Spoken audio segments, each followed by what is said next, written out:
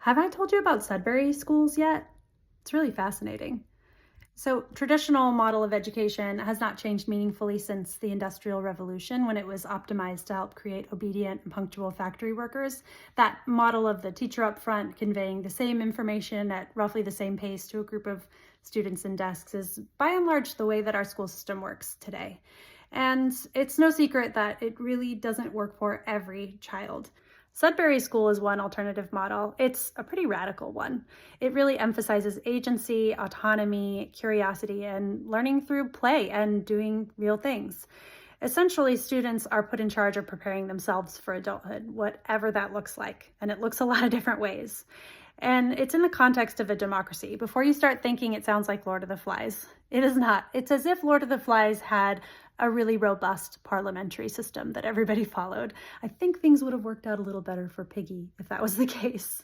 This looks like students finding their own motivation, their own why for what they learn.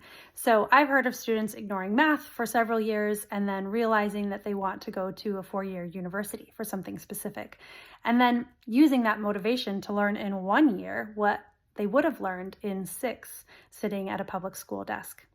If you want to learn more about Sudbury education, the book Free to Learn by Peter Gray is an excellent resource. And in it, he talks about students who've gone to college from Sudbury schools and have shared that sometimes there were academic gaps for them, but because of the motivation that they had and the skills that they had built to know when they want something, how to pursue it and how to have that motivation, they were able to close those gaps with no problem. But they would look at their peers and see that sometimes their peers had a motivation gap. They maybe learned everything they needed to know, but they didn't have that motivation and that ability to get what they needed.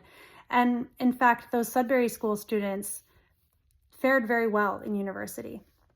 So if you have any questions, feel free to put them below. I'm happy to answer.